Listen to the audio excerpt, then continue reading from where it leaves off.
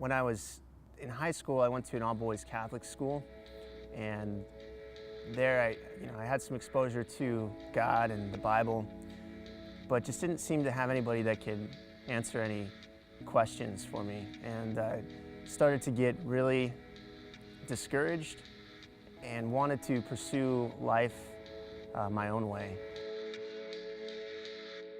And so at the age of 16, I moved out of my mom's house and started hanging out with a different crowd. And I didn't get a lot of mentorship. I grew up in a single parent household. My parents got divorced when I was young, and I really was seeking something more in life.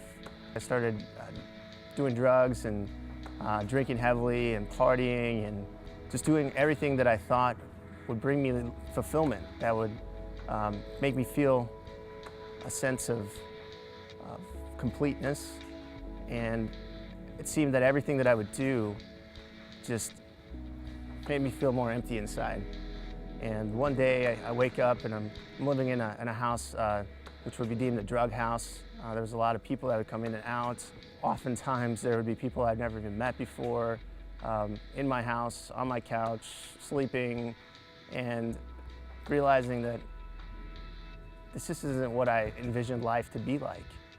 I remember my dad said at one point in time, if you want to change, put yourself in an atmosphere where you can change. And so I thought about that, and I thought, well, maybe I should get out of here. Maybe I should get out of this house, because this isn't really a conducive environment to change. So I started living with guys that were going to college, and I thought, well, maybe I should get enrolled in college. And so I started going to Paradise Valley Community College, where I decided, okay, I should just figure out what it is that I'm actually interested in life. And so I took psychology, and I took economics, and I took kinesiology, and I took philosophy. And believe it or not, the philosophy class was the one that really was fascinating to me, because the teacher said at the beginning of the class that in this class, your personal beliefs, the things that you hold true in life, will be challenged, and you're going to have to be able to give an account for what you believe in this class and be able to defend that.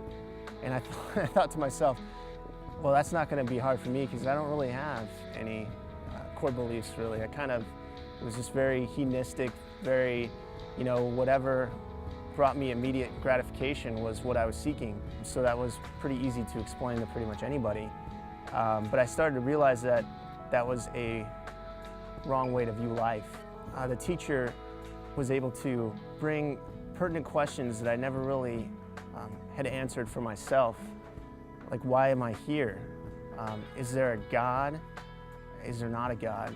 And he actually provided arguments from all perspectives, but the argument that we ended up on in the class was that there is a God, and that if there is a God, that he is in control of everything that's going on, and that he is active in our lives, and that he cares for us, and that he reveals himself to us in different ways. And I had a guy that was sitting next to me in the class named Greg Malloy, and he would ask me questions and help me to understand, a little bit more thoroughly what the professor was talking about. And one day he asked me if I wanted to come to his church to check it out, and I said, well, I got nothing to lose, so I might as well, I come to Scottsdale Bible Church, and he was actually an intern here, one of the college interns, and he'd pray with me, and he'd take me to his Bible study, and it was really there where stuff started to become pieced together. He did this example with a box and said, if you were to put a bunch of pieces of a clock in this box and you were to shake it violently, would a clock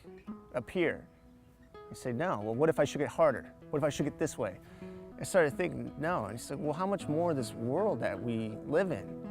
To be an accident, to just be this big explosion and everything just come together, and then you have this huge, complex, intricate universe. And it just really started to get the wheels moving in my mind. I realized that I had been reading the Bible, reading Matthew, and seeing Jesus work in my life. Even though I wasn't a believer, I was following his teachings and seeing the power that his teachings had on my life. And I accepted Christ into my life, and it has been the best decision that I've ever made.